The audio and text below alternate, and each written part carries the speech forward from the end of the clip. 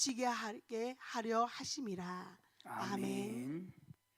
저는 고린도 전후서를 강의하면서 사도 바울이 왜 그렇게 고린도 교회를 사랑했을까 하고 의문을 가졌어요. 그런데 고린도 후서 바로 11장 2절에 보면 사도 바울이 고린도 교인들을 사랑하는 그 이유를 알았어요. 그 이유는 첫째, 성도들의 신앙이 바로 서서 하나님께 성숙한 믿음을 가지고 살아가는 것, 그리고 하나님이 세우신 교회가 부흥되는 것, 그러면서 자기를 고린도 교인들에게 말합니다. 자기가 중매쟁이라고.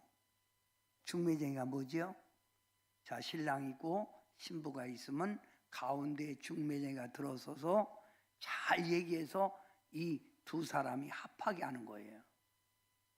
고린도 후서 11장 2절에 보면 사도 바울은 신랑 되시는 예수님에게 너희들을 잘 인도해서 예수님의 신부로서 성장하기를 원하여 내가 고린도 교회를 그만큼 사랑하고 관심을 갖는다라고 하는 말입니다.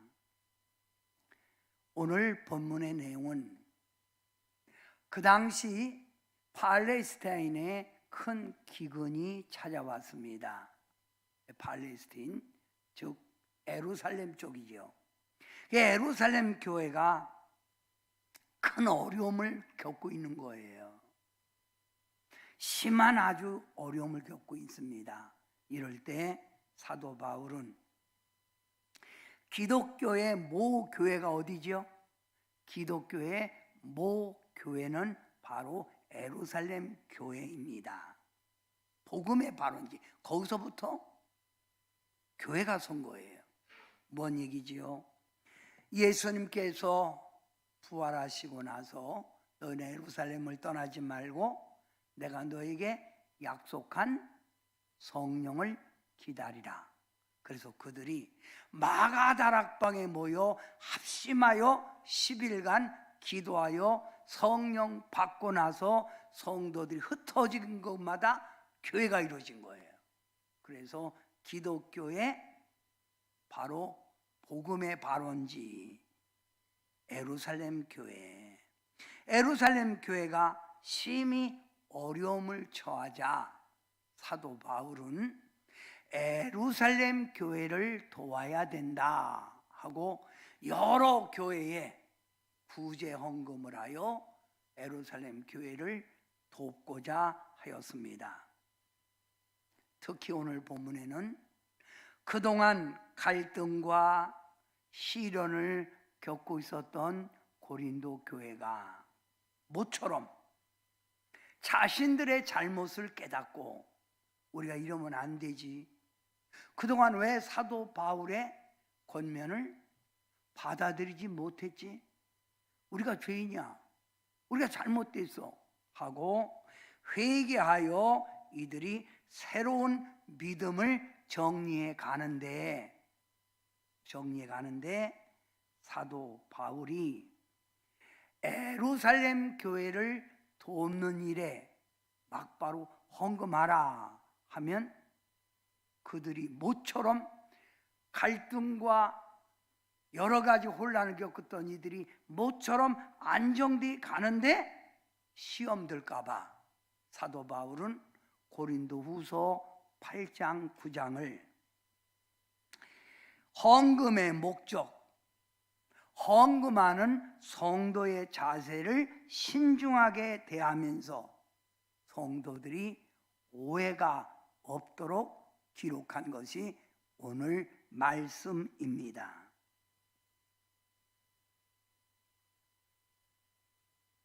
성도들이 오히려 시험 걸려 넘어질까봐 조심스럽게 두 장을 다루고 있다 이 말이에요.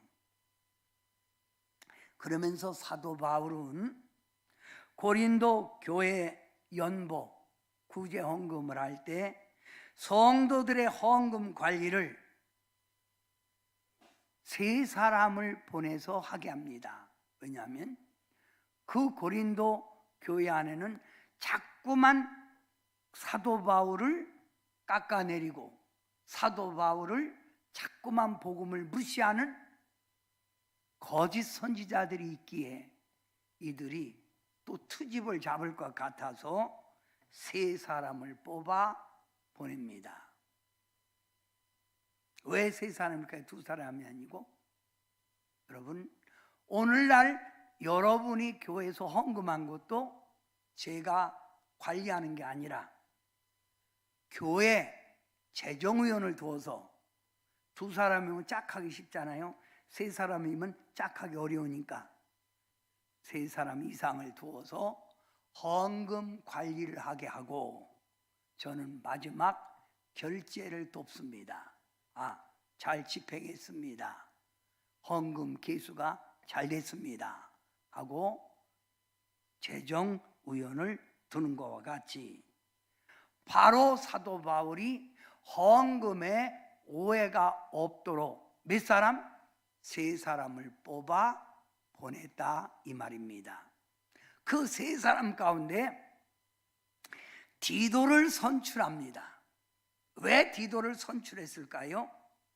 디도는 사도 바울의 심부름으로 고린도 후서를 가지고 갔을 때 그들에게 잘 교회에 대하여 사도 바울의 심정에 대해서 말을 하여 그 고린도 교회가 분쟁이 완화되게 만들었던 사람이 디도예요.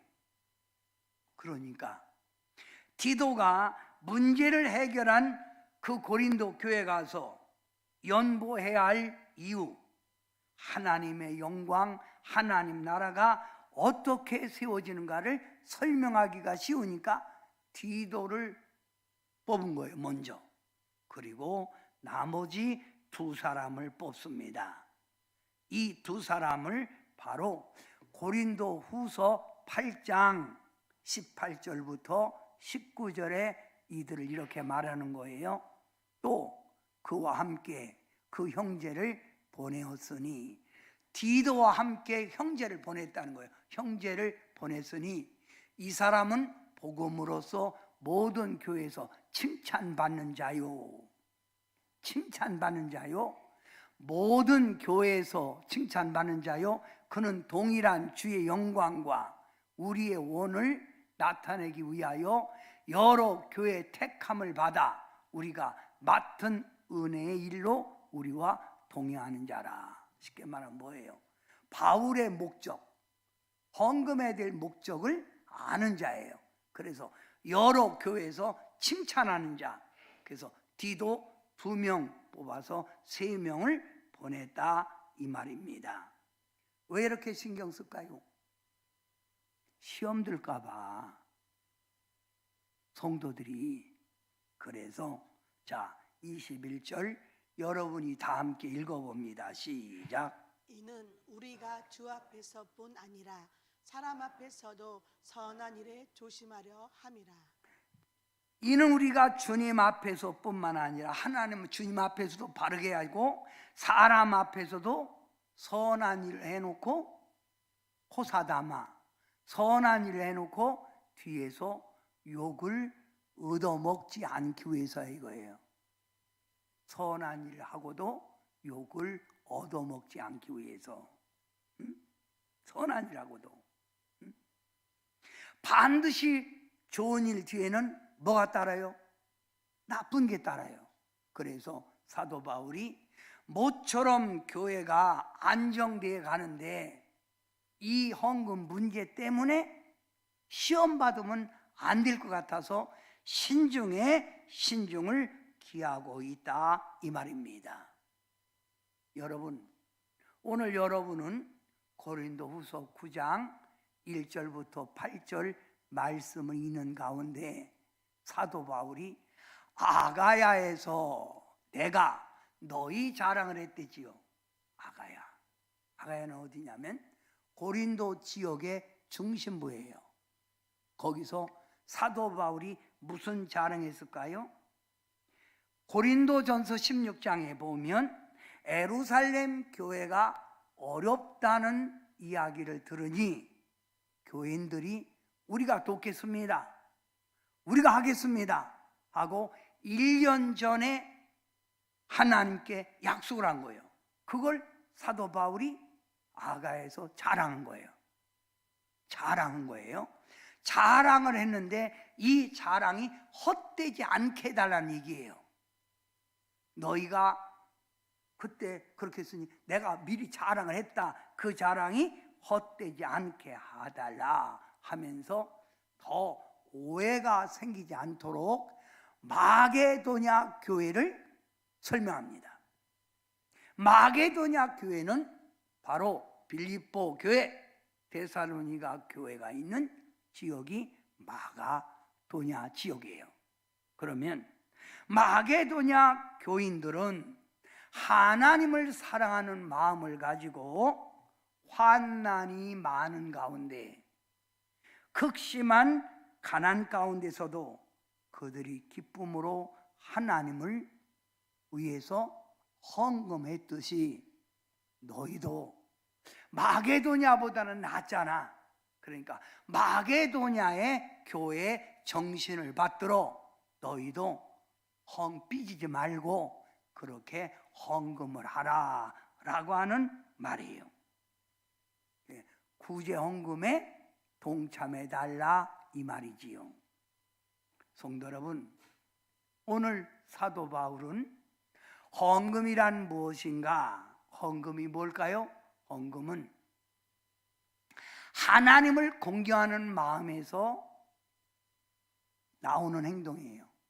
하나님을 높이는 마음에서 나오는 행동.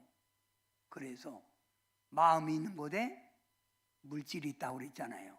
네 보화가 있는 곳에 네 마음이 있다 하잖아요.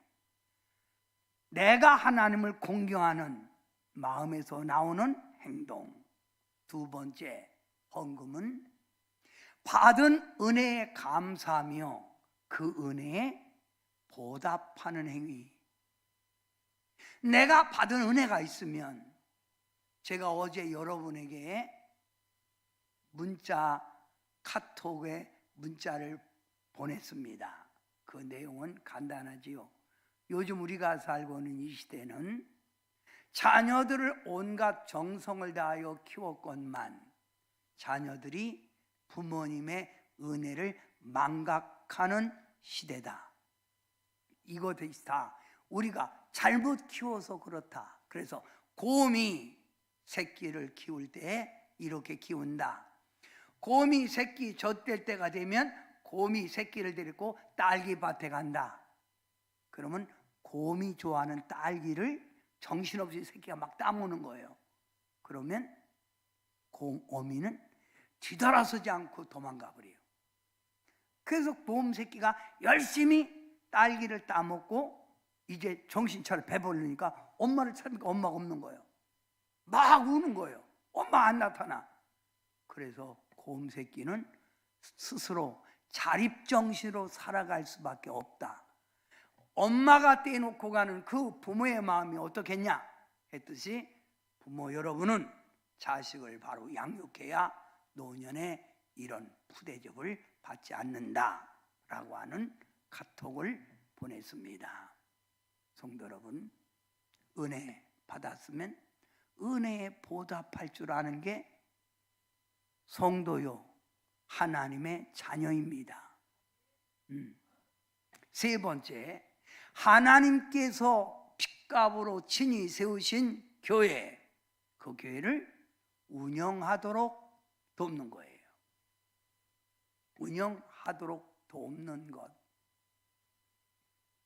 하나님의 몸된 교회가 전기세, 자동차 유리비, 가스비, 부식비, 가만히 있어도 고장나는 일들, 또한 구제, 선교, 열심히 일하는 주의 종들의 사례비. 여러분, 주의 종들은 이중직을 갖지 않습니다. 주의 일만 합니다. 그 일하는 주의 종들의 생활을 교회에서 책임지는 거예요. 그래서 여러분이 11장에 가보면 사도 바울을 공격하는 사람들이 있습니다. 뭐냐면 왜 사도 바울은 고린도 교회에서 사례비를 안 받냐? 당신이 전하는 복음이 진실하지 못하니까 사례비를 안 받잖아 하고 공격해요. 이때 사도 바울이 내가 고린도 교회에 사례비를 안 받은 것은 너희가 믿음이 약할 때 시험 들까 봐 한 것이고, 지금은 내가 멀리 떨어져서 지금 마게도냐나 에베소 교회에 있을 때 내가 목회를 하지 않고 편지만 보내는데 내가 왜 사례비를 받냐? 너희가 왜 나를 왜 까닭없이 왜 자꾸 나를 흔드냐? 그런 얘기예요. 그래서 교회를 운영하도록 돕는 것. 성도들이 믿음의 반석 위에 있으면 교회는 재정적으로 어려움이 없어요. 교회 운영을 돕는 것. 또 헌금은 자원하여 하나님께 힘있게 하는 것. 나 스스로 하나님의 영광을 위하여 하나님 은혜에 보답하는 마음으로 힘있게 하는 게 헌금이라 이거예요. 자, 사도 바울은 고린도 교인들에게 헌금이란 무엇이냐라고 가르칩니다. 그리고 헌금을 드릴 때 이렇게 드려라 하고 가르치는 거예요.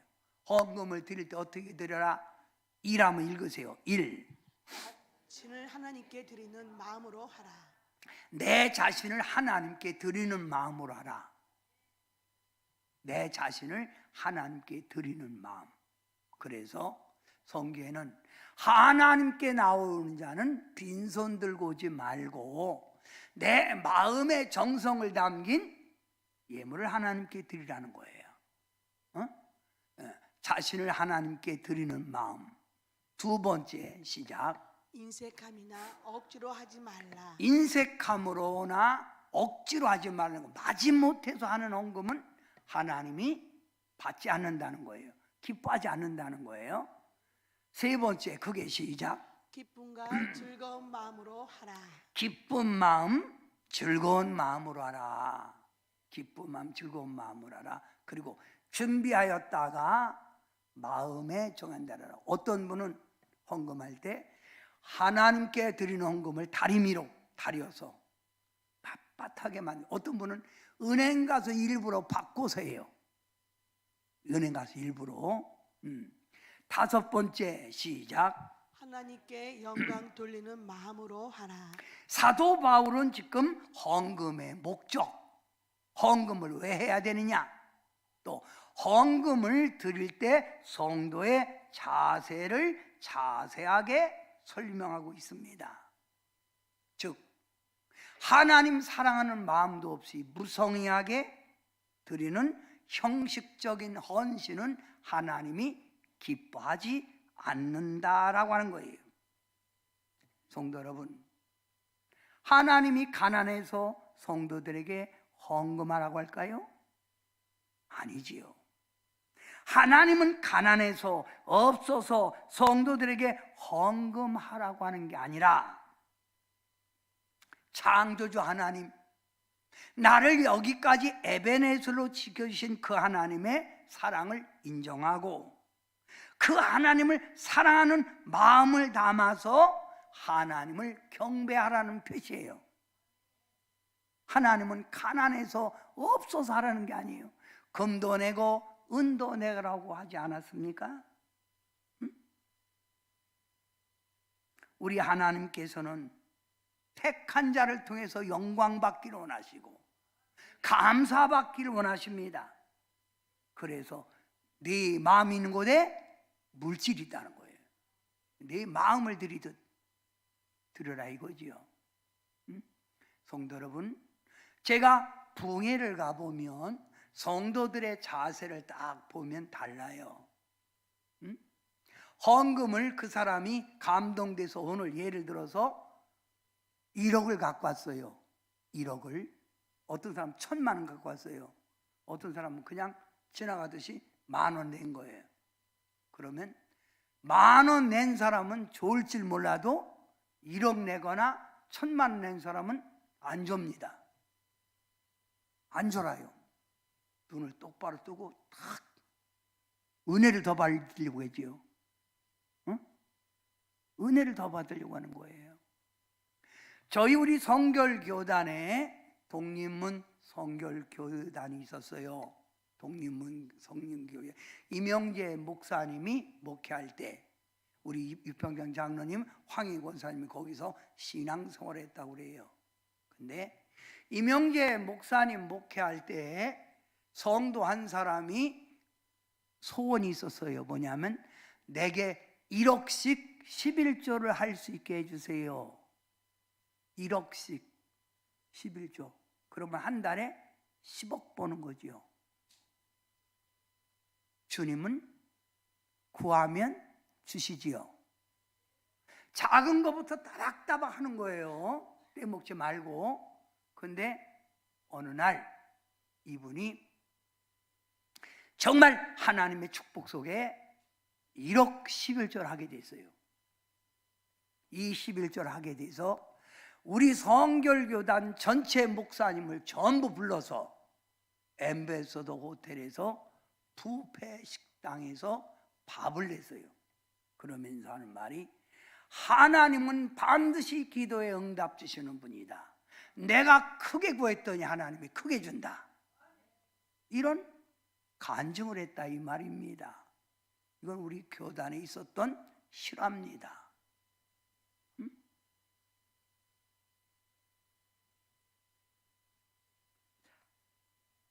한국 교회에서 헌금에 관한 설교를 한다는 것, 설교하는 사람도 눈치가 보이지요. 왜 눈치가 보여요? 부담감스러워할까 봐, 성도들이 싫어할까 봐. 성도들도 헌금 얘기하면 미묘한 반응을 일으키잖아요. 또 시작이네 하고 눈을 사팔대기 눈으로 쳐다보는 거예요. 또 시작이네. 아이고 내가 이래서 교회 다니기 싫어. 여러 가지 반응이 있어요. 어떤 사람은 당근이지 이런 반응이 있어요. 그래서 목회자가 교회에서 헌금 설교를 가능한 하지 않습니다. 그리고 언제 하지요? 부흥회를 통하여 다른 목사님의 입을 통하여 우회적으로 하는 거예요. 그러면 다른 강사님이 와서 하니까 시험이 난 안 그랬어. 그러니까 시험이 안 들잖아요. 왜 이런 현상이 나타나지요? 현대 우리들이 살아가는 이 사회는 돈만 있으면 못할 일 없는 거예요. 할 수 없는 게 없어요. 다 합니다. 그래서 사람들은 돈이 있으면 다 된다는 의식이 있습니다. 돈만 있으면 다 된다. 그래서 돈을 사랑하고 돈에 대해서 집착하고 삽니다. 돈 있어야 내가 살아. 그래서 돈만 오면 꽉 손에 쥐고 놓지 않으려고 그래요. 그래서 부모 자식 간에도 이것 때문에 갈라지고 형제지간에도 이것 때문에 갈라지는 거예요. 돈만 오면 꽉 쥐고 안 놔. 이 꽉 쥐고 안 놓는데 자꾸 강대상에서 내라 내라면 사람들이 뭐예요? 진짜 뭐, 교회 되기 더럽네. 그럴 거 아니에요? 에이 진짜 뭐예요 이게? 이럴 거 아닙니까? 그래서 헌금에 대한 설교가 부담감스럽다는 거예요. 그 마지막 말세에 자기를 사랑하고 돈을 사랑하는 것이 바로 현대인들의 특징이라고 했어요. 또 교회에 헌금하는 사람들을 보면 하나님을 사랑하고 하나님 은혜에 감사해서 헌금하는 것보다 자기 체면이나 자기의 사람들의 눈을 의식해서 하는 거예요. 내가 교회 직분자인데 헌금 안 하면 뭐라 할까? 그냥 해야지. 그래서 사람들이 요즘 그러잖아. 제발 좀 은혜 받고 헌금 바구니 돌리지 말아요. 눈치 보여요. 놈들은 다 안 넣는데 어떤 사람 안 넣는다. 그래서 어떤 사람은 손에서 꼬깃꼬깃 이렇게 해서 넣잖아요. 예. 그런데 그때 그게 뜻이죠. 어떤 사람이 여기 모르게 수표 10만 원짜리 또 10만 원 몇 장 5만 원짜리 1만 원짜리 5천짜리 1,000원짜리를 호주머니를 꾸게 넣은 거예요. 60만 원을. 근데 준비를 못 했는데 그날 헌금 바구니에 딱 돌아가네. 그러니까 이 사람이 앉아갖고 꼬이꼬이 생각하네. 주여 5,000원짜리 권리가 없어서 잘 빼야 되는데. 그리고 자기 가운데 이게 가운데 거를 뽑은 거예요. 뽑아서 보지 않고 딱 넣은 거예요. 넣고 났는데 그때부터 걱정이 뭘 했을까? 그래서 예배 끝나자마자 화장실 가서 빨리 쉬어봤더니 해피르면 10만 원짜리 낸 거예요. 그래서 내가 이럴 줄 알았지. 후회했대네.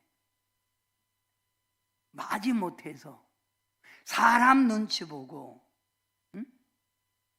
여러분, 사도 바울은 고린도 교인들에게 헌금이란 이와 같이 마지못해서 하는 것이 아니라 하나님께 영광을 돌리고 하나님께 마음을 다하는 것이 헌금행위라는 거예요. 그래서 다 같이 고린도 후서 9장 7절 크게 봅니다. 시작. 각각 그 마음에 정한 대로 할 것이요 인색함으로나 억지로 하지 말지니 하나님은 즐겨내는 자를 사랑하시느니라. 자, 하나님은 어떤 자를 사랑한다고요? 즐겨내는 자를 사랑한다는 거예요. 이렇게 그들에게 얘기하는 거예요. 각각 마음에 정한 대로 할 것이요 인색함으로나 억지로 하지 마라. 그거 하나님이 그거 안 받으신다. 하나님은 하나님 사랑받기 원하죠. 예수님 사랑받기 원하죠. 어떤 자? 하나님을 인정하고 하나님의 영광으로 해서 하는 자를 하나님이 사랑한다는 거예요. 그러면 헌금에는 두 가지 뜻이 있습니다. 두 가지 뜻. 헌금에는 첫째, 헌금의 뜻은 뭔 뜻이냐면 하플로테스라는 뜻이 있어요. 하플로테스. 이 말 뜻은 성실한 마음을 담아 진실한 나의 정성을 담아 은혜에 보답하는 자세가 그게 헌금이에요. 나의 성실한, 나의 진실을 담은 것이 담았다. 나의 진실, 나의 마음을 담았다. 그 뜻입니다. 나의 마음을 담았다. 또 헌금, 연보의 또 한 가지 뜻은 율로기아예요. 율로기아. 율로기아는 말은 헌금은 나의 마음을 담은 진실한 마음을 담은 헌금은 축복의 통로가 된다는 거예요. 뭐가 된다? 축복의 통로. 하나님의 사랑받는 길, 부유함을 가져오는 길. 그래서 록펠러, 세계적인 부자 록펠러가 11조 떼는 사람만 몇 명 있었다? 인터넷 찾아보시지요. 몇 명 있었다? 350명 있었다. 11조 떼는 사람만. 그의 어머니가 록펠러에게 유언한 게 뭐예요? 너는 호주머니 2개를 위에 주머니 만들어 오른손은 하나님의 호주머니, 왼손은 내 거. 그 소득이 올 때마다 딱딱 떼서 오른거 하나님께 바쳐. 빼먹지 말고. 그게 바로 세계적인 부자를 만들었다는 거예요. 세계적인 부자를 만들어서 세계적인 부자. 그리고 이거 보세요. 제가 여러분에게 얘기했죠.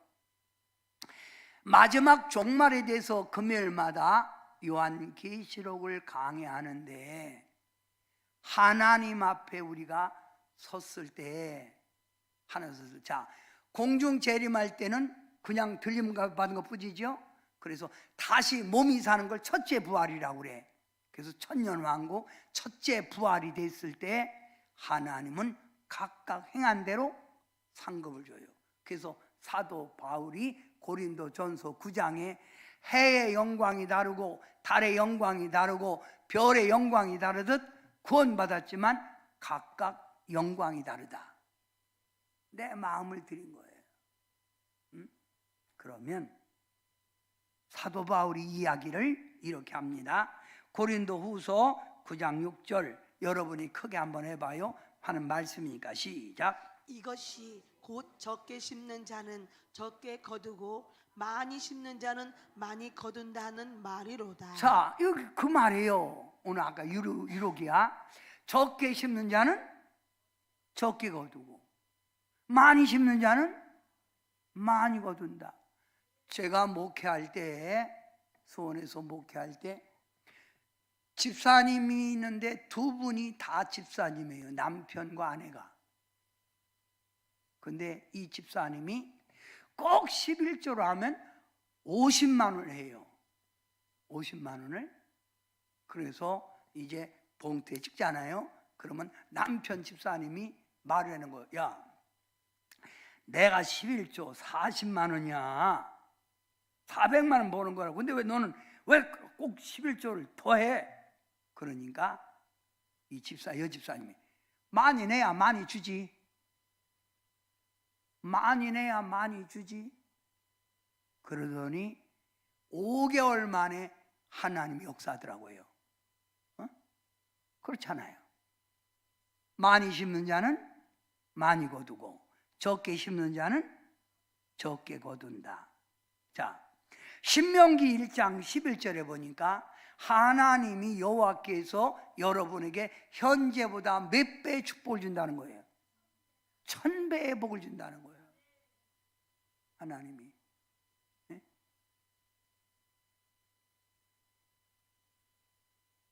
내가 인색 떤다고 해서 부자 되는 것도 아니에요. 내가 하나님께 헌금한 데서 가난해지는 것도 아니에요. 우리의 여러분 질병을 막아주고 우리 막아주는 거, 우리 집사람이 가까이 있는 요양원에 그 분을 언니로 서로 이렇게 통하면서 합니다. 그런데 이 언니가 하는 말, 자기 이모가 엄청난 부자래요. 그런데 엄청난 부자인데 엄청난 부자라 했던 서울에서. 그런데 갑자기 자기 요양원에 들어왔다는 거예요. 그러면서 하는 말이, 돈 많아야 뭐해? 요양원인데. 응? 성도 여러분, 하나님은 복 주기를 원하시는 거예요. 복 받는 길이다 이거예요. 그래서 자, 고린도 후서 9장 10절 그 내용이 아까 적게 심는 자는 적게 얻고 많이 심으면 많이 심는다는 그 말 뒤에요. 심는 자에게 씨와 먹을 양식을 주시는 이가 너희 심을 것을 주사 풍성하게 하시고 더 많이 심게 하고 너희의 열매를 더하게 하시리니 더 축복을 준다는 거예요. 아멘 하세요. 이게 바로 헌금이라는 거예요.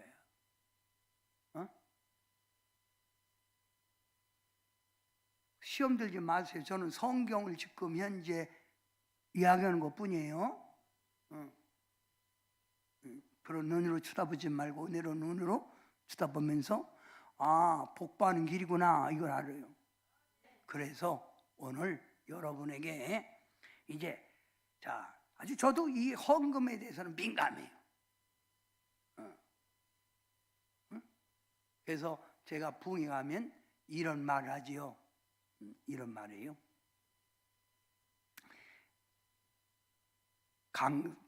담임 목사님, 우리 교회는 목사님이 어떤 성령의 인도를 해도 말을 해도 시험 들지 않는 좋은 밭이니 눈치 보지 말고 마음껏 하세요. 그 말이 뭐예요? 성도들이 은혜 받을 준비가 됐다는 거예요. 저도 오늘 여러분에게 마음껏 하고 있으니 여러분도 크게 아멘. 아멘이 딴 데 붙인 것 같으네. 아멘. 자, 그러면 이제 그동안 오늘 설교한 내용을 이제 함축해서 여러분 말합니다. 자, 헌금하는 자는 어떤 자라고요? 헌금하는 자는 주 예수님의 은혜를 아는 자다. 헌금하는 자는 주님께 자신을 드려 헌신하는 자다. 헌금하는 자는 주님의 사랑에 감사하는 자다. 이게 헌금하는 자예요. 자, 기억하셨어요, 이거? 헌금하는 자. 그러면 헌금하는 자세를 봅니다. 헌금하는 자세. 미리 준비했다가 드리는 것. 11조도 미리 준비하고 감성금도 미리 준비하고 즉석에서 내는 게 아니라 준비하는 마음, 주님 사랑하는 마음으로. 그리고 헌금할 때 주님 축복해 주시옵소서, 더 많이 드릴 수 있게 이렇게 하세요. 두 번째, 여러분 읽으세요. 두 번째, 시작. 인색함으로나 억지로 하는 것이 아니라 즐거운 마음으로 하는 것입니다. 인색함으로나 억지로 하는 게 아니라는 거예요. 인색함으로나 억지로 하는 게 아니다. 네. 즐거운 마음으로 하는 거. 세 번째, 기쁨과 정성을 담긴 내 마음을 담은 것. 기쁨과 정성을 담긴 것. 네 번째, 시작. 어려운 가운데서도 힘 닿는 데까지 자원하는 마음을 한 것입니다. 어려운 가운데서도 내가 힘 닿는 데까지 자원하여 나 스스로 마음을 담아 하는 게 연보의 자세라는 거예요. 헌금의 자세. 이해가 되셨어요? 헌금의 자세. 그러면 이제 연보의 결과. 자, 헌금하는 자, 연보의 자세 말씀드렸죠? 이번에는 연보의 결과. 내가 하나님께 정성을 다하여 하나님께 헌금했더니 하나님의 영광이 나타나고 하늘에 상이 크다. 뭐가 크다? 상이 크다.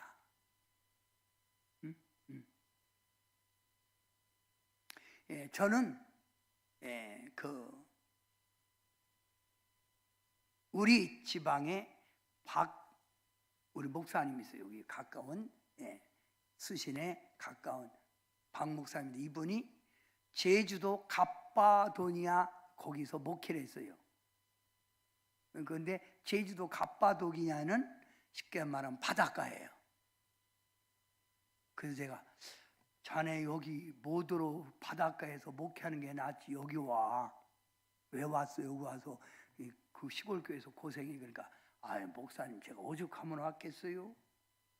그런 거에서 왜 그런데? 그러니까 이 교회가 전임자가 성도들을 잘못 가르쳐서 이제 시골교회는 이렇게 안내원이 없으니까 목사님이 안내잖아요. 사모님하고 교회 이렇게 있어 집사 오셨어요. 그러면 목사님 앞에 봉투 하나를 딱 이렇게 보인대. 하나를 보이고 1,000원 넣어갖고 갖고 왔어요. 갖고 왔어요. 그리고 둘이면 두 사람 부부간에 오면 2개 보이면 입장료를 낸다는 거예요. 입장료를. 그래서 아니 하나님 앞에 헌금하는데 무슨 입장료 마냥 그래 돈 1,000원씩 갖고 와 그래. 응? 오죽하면 제가 여기 왔겠어요. 성도들이 잘못 배웠다는 거예요. 응? 자기들 쓸 거는 넉넉하게 쓰면서도 어부들이니까 쓸 때는 팍팍 쓰면서도 하나님 앞에는 그렇게 인석해요. 교회가 그냥 비가 새도 안 돌본다는 거예요. 그래서 왔다는 거예요. 응?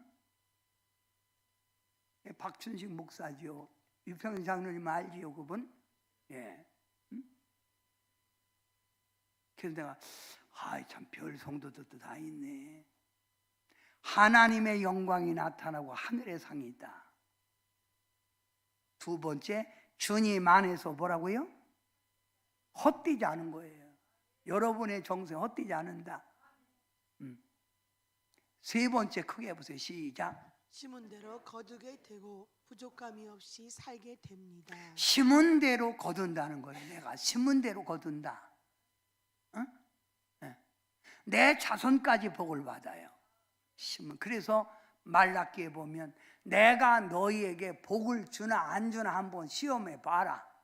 시험해 보라는 얘기는 딱 한 번 나와요. 거기서 시험해 봐라. 나를 흔들어 봐라 그 말이에요. 네 번째, 하나님의 사랑을 받는다. 하나님의 사랑을 받는다. 누구나 다 하나님 사랑 받고 싶지요. 그래서 저는 오늘 고린도 후서 8장 9장의 내용을 가지고 헌금하는 자, 헌금의 자세, 헌금하는 결과, 이 세 가지로 결론을 내렸습니다.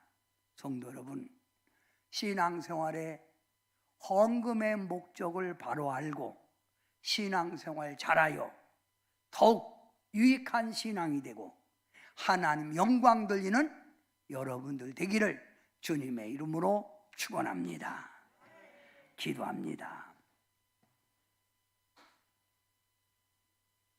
우리의 구원자가 되시고 우리를 변함없이 눈동자같이 사랑해 주시는 주님, 주님의 은혜와 사랑에 감격한 마음을 가지고 우리가 신앙생활을 합니다.